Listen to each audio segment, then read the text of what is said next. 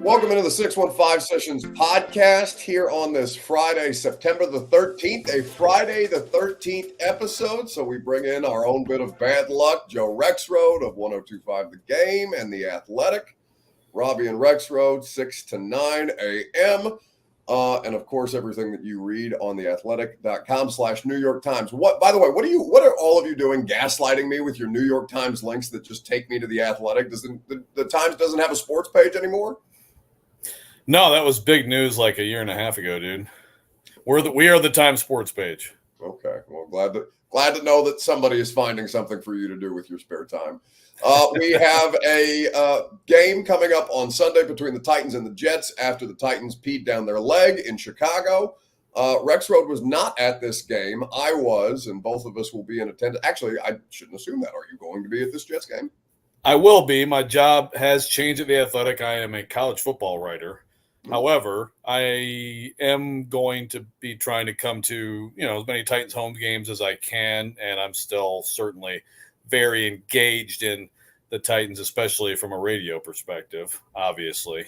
It's been quite a week on that front, by the way, Buck, on the reaction to week one. My goodness. Well, I mean, when your quarterback is most famous for being a meme, not for something that he did right, but something that he did wrong, you know that it was going to be an interesting week, and certainly that was characterized by the callers on Sports Talk Radio this week. This podcast, by the way, is presented by Zen Sports.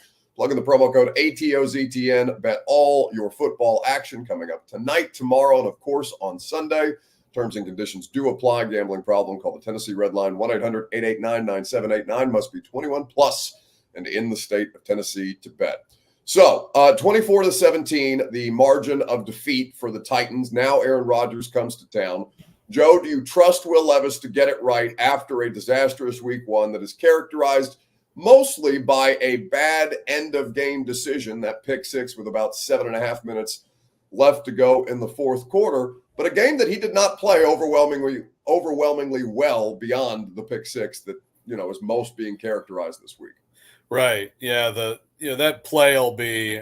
I'm pretty confident in saying that'll be the worst play of his career. I haven't. How many worse plays have we seen from a quarterback in the NFL? When you consider situation and the fact that a dominating defense, you're near midfield, and sometimes people make plays like that, but in that situation, yeah, it's pretty exceptional. So I feel good about saying that's going to be the worst play of his career, but I'm with you. I think that it overshadows a bit just an overall not great performance, missing some throws that if he makes one of them, then I don't know that it comes down to that situation. And certainly the second half was the last 2 years of Titans offensive line play, right? So it's not just Levis, but obviously this season's about him more than anything. Do I trust him? I think he'll bounce back to some extent. But look, it's the biggest question I've always had, and we've talked about this, is can he get that ball in there? I understand decision-making is a huge storyline this week. I still think the number one question is, can he accurately deliver the football consistently enough? And last week was not encouraging from that perspective. And he's worked so much on his base, right, and the footwork and the mechanics and everything. And then I think we saw him drift off that once the actual game started. So I think he'll bounce back, but he's got a lot of things to fix in a short period of time. Well, the bigger problem is that he spiraled, right? That it unraveled in real time, because it went from him just being uncomfortable and dirting the ball consistently on plays, which, from one standpoint, I guess you could say, all right, at least he's not, making dumb decisions in the first half or taking unnecessary sacks in the first half, however you want to look at it. But when you go back and watch it, he's not even letting the play develop, which speaks to me to a level of just general discomfort for him in this offense, whether that's because of the offense, because of the altered footwork and mechanics, whatever it was, he was generally uncomfortable in that game beyond what the Bears were doing to him. And that honestly, Joe, is the more concerning part to me, because it's the Ridley deep ball would have buried Chicago. It would have been over. It would have been 24-3.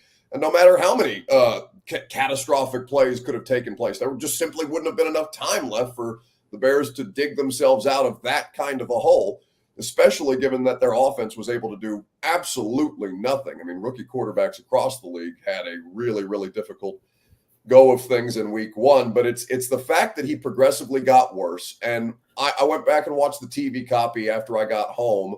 He's, you see him screaming on the sideline again, and whether that's to gas himself up, whether that's to gas his teammates up, I don't think that's inauthentic. Like, I genuinely think that's who he is, which is, something that I think a lot of people might look at and say, all right, chill out. But that's who he is. That's his leadership style, and that's all well and good. But it can't progressively get more and more unhinged as it goes, because not the sole source of the issue, but he was the primary issue in that game beyond, Skoronski and Latham, who I'm sure we'll talk about here in just a second. Yeah. I mean, it did seem like, and this is, again, from watching on TV, it did seem like after the what I call the miracle flip, that he was not screaming anymore after that. He was a little bit shell-shocked from that one. And, of course, he had the long talk with Brian Callahan.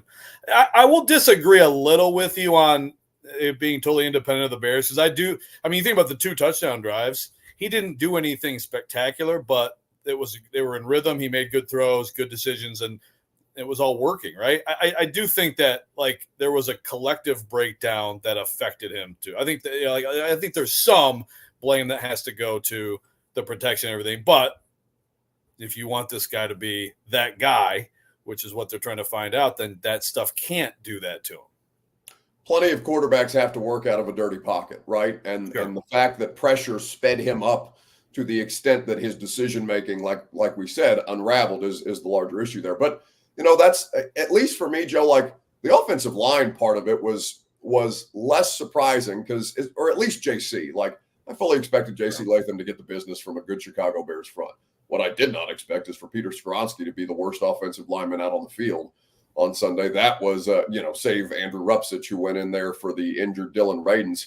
But in the case of Skoronski, I mean, the two of them, Latham and Skoronski on that left side, that, you felt like had the potential to, and they'll grow into it to an extent, but that they're tied for the 5th worst offensive lineman out of week one in terms of pressures allowed, both of them allowing 5 pressures apiece. It's not sustainable, and you cannot be worrying about Peter Skoronski and J.C. Latham, because Lloyd Cushenberry and Dylan Radins, while he was in there, and even NPF, did their jobs. It's the left side of the offensive line that let them down. No question. And I've been saying all camp, well, look, they might be pretty freaking good at some point, not instantly. But at some point, they might be pretty freaking good left tackle to center. Are they going to be okay, serviceable on the right side? That's to me, that's the formula this year. They were.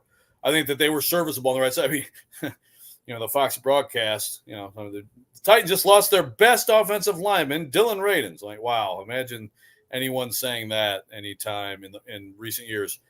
But the left side did let them down, and I'm with you. I totally knew that J.C. Latham at some point was going to get burned in his debut as a rookie, but I didn't think Darrell Taylor would be the guy who would do that.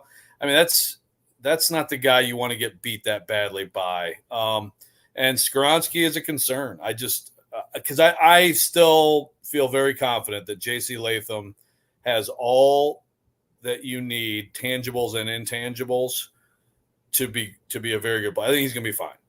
Sure. Skoronski, I'm a little worried about this point, because there were you can call them excuses, you can call them reasons, whatever. There were some things that could explain his rookie season, but now he's figured all that out. He's been out there every day. He's been working with one of the greatest line coaches ever, and his lack of lateral movement is a real issue. This is why, by the way, everyone in the NFL, or almost everyone, said, yeah, that guy's going to have to be a guard. He's not a tackle. And then, the long arms, all that stuff. But he's better off as a guard. Well, you still have to move your feet and at times be on an island as a guard pass protecting. And he looked terrible in this game. And is that a technique? Is that a Levis losing his head a little bit, regressing technique thing? Or is it this guy just has weaknesses that weren't as realized when he was a prospect thing.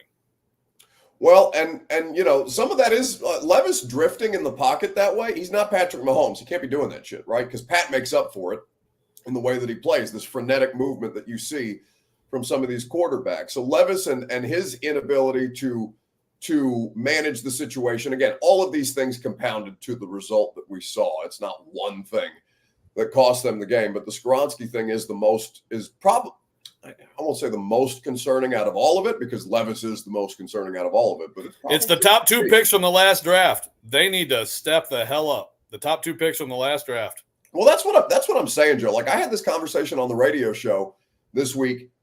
The team that they bought did their jobs. Cushenberry, Ridley, Snead, all these dudes. Ernest Jones in a bit role, which we expect to see expand. All those dudes that they went out and acquired, that they bought in the offseason or traded for, those guys did their jobs. It's the fact that the guys who are supposed to be your foundation of what is going to be this turnaround from all the rot that John Robinson left in his wake on this roster, the fact that, and I know Tajay Spears didn't really get as many opportunities as Callahan would have liked for him, but he didn't really do anything overwhelmingly special with his opportunities. Wiley was in there, but I'm grading on a different kind of a curve for Josh Wiley right now. But those three, the top 3 picks in that draft, Skoronski, Levis, and then Spears, for them to as a group fall flat, if not outright disappoint and lose them the game, something to keep an eye on as we move forward in this. No doubt. And there's been a lot of excitement about all those guys, not really with Skoronski in terms of performance as much, but still, there's a lot of optimism about him, I'd say, coming into this year. Obviously, Levis is the story of the season. Spears was good last year, and I think there was one key play, a little crosser on 3rd down, where it's like, man, you've got to find a way to get that yard. That's like one of those plays where you get your guy ISO'd like that, like you got to get that yard, and he didn't. He didn't have a ton of opportunity, but also that kind of speaks to, I guess, the clear hierarchy at running back, which is totally different from what I thought for a lot of camp. And then you kind of watch, you're like, it looks like Pollard's the running back. He was their best player, by the way. We should at least give him a tip of the cap. Their best player on offense. Oh, without question, Tony Pollard is what I think they want the Joe Mixon role for this offense to be, right? Because Mixon was a volume back in Cincinnati. They gave him the football with regularity, and it's not like Derrick Henry volume, but still, Pollard in camp, in the preseason, and then in the regular season debut is the superior player. And I know Callahan said on, what was that, Monday, recapping this thing, that he regretted not getting Tajay more opportunities or more plays in there. I know they tried to call a couple of screens that didn't necessarily work out in their favor. The Bears sniffed him out pretty quickly, but it didn't seem 1A and 1B to me the way that we've been told this was going to look like all offseason long. To the defensive side of the ball, the defense was the highlight for sure. Now, again, Caleb Williams in his first NFL start, not putting on any kind of a display or a show really that would threaten them at any given point, but they did suffocate anything else that the Bears tried to do. They were also gifted some beneficial field position on special teams by Bayless Jones Jr. And with everything that the Denard Wilson defense expects to look like, fair to imagine that Aaron Rodgers is not going to give them as easy of a win up front as did the Chicago Bears. But I still think that this defense, I didn't really know what to make of this defense, Joe, until we got further into camp, and then you see what it looks like, especially after the Ernest Jones trade, and you say, well, I don't know about depth, but this is a good defense up front, especially up front. And the secondary played lights out as well. I thought it was a well-rounded performance top to bottom. How it looks against Rodgers remains to be seen. We'll see if they're able to shut down the run and Breece Hall the way that San Francisco did on Monday Night Football. What questions do you have right now about the defense? No, I mean, for the most part, very encouraging. Yeah, they lucked out a little bit, and Williams missing a wide open shot, and there was a dropped TD. But the aggression, I mean, there are going to be some opportunities, I think. That's just how it's going to be with this defense. There are going to be some opportunities that they're going to give up in exchange for causing havoc. And I thought the corners looked really good. Amani Hooker was outstanding. And obviously Tavondre Sweat was exactly what the Titans when they drafted him, what they talked about. I mean, and what we saw a lot during camp. The guy is absurdly quick-footed for such a big man, and so I think there's a lot to like about it and be excited about. There's still the question on the edge. Arden Key to me is a guy who should be totally capitalizing on these other guys, what they're doing in the interior and what Harold Landry does. So you still wish there was another little better player over there. But I think Ernest Jones is going to get a bigger role, right? I mean, Brian Callahan has said that this week, and I think that's a good thing. So I think it's got a chance to be very, very good. And it's like, the early thought is like, man, don't waste a defense like this, which we have seen before with the Titans. I would also say they need to force turnovers.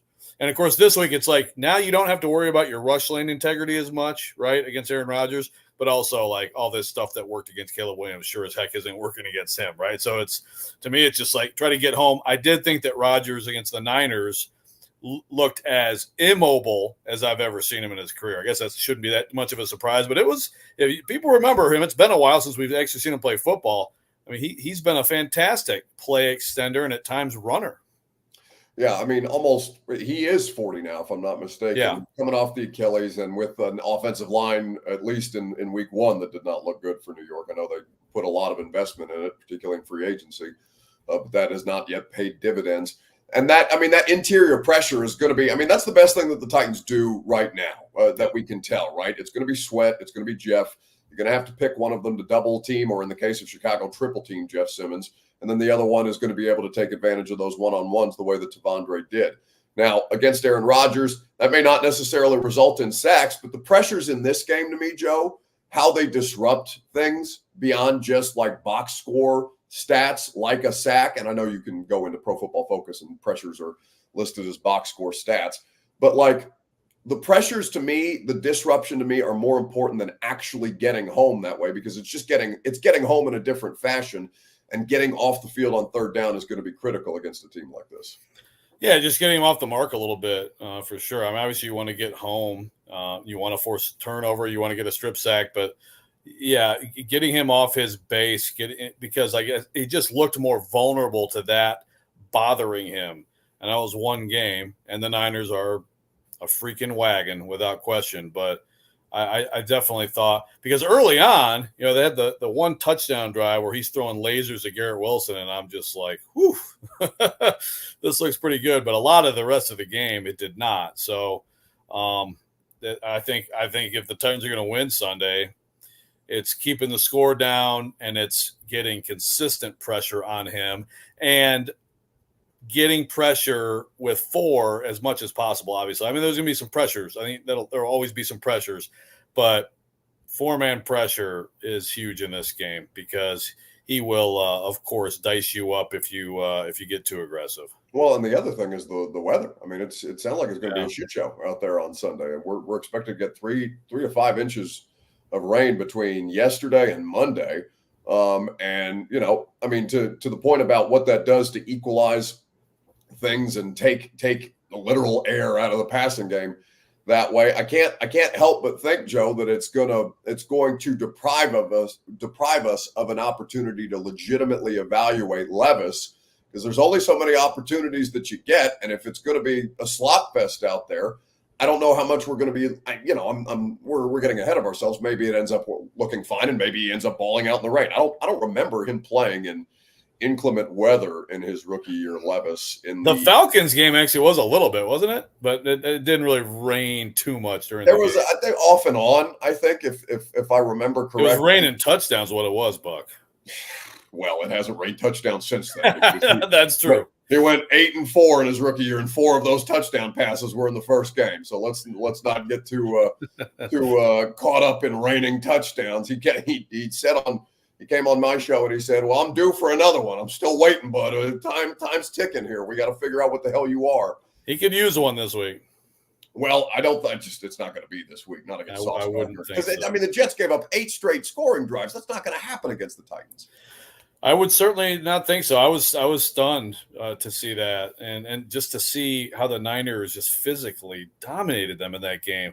without Christian McCaffrey. I mean, to me, it's got to be to the whole theme of sloppy day, keep the score down defensively. I think the Titans have to be very much planning on running the football and trying to see if they can also have that kind of success, because, I mean, look, I think this team weekly, regardless of opponent, has to be able to run the football. I mean, look, the left side, there's a low light tape for both of those guys, especially Skoronski, that you can do out of the film. You can also put together a few clips of them run blocking where they are absolutely demolishing people, and that's what I know they can do that right now. So I'd lean into that. Yeah, and find ways to adjust better than when the Bears just took it away in the second half, because certainly that was the thing that took place. Joe Rexrode, 6 to 9 a.m., 102.5 The Game. Robbie and Rexrode. You can also read him at theathletic.com for all of his college football musings. I assume you're not picking Kent State to upset the Vols this week. Worst team in college football. Like, it's going to be 56-0 at the half. And Nico doesn't even have to do anything that special. Yeah, he'll be sitting long before that. Yeah. One would imagine. But next week will be exciting, though. Yeah, when they go to Oklahoma and the Josh Heupel reunion, that will be interesting for sure. Thank you, Joseph. Thanks, buddy.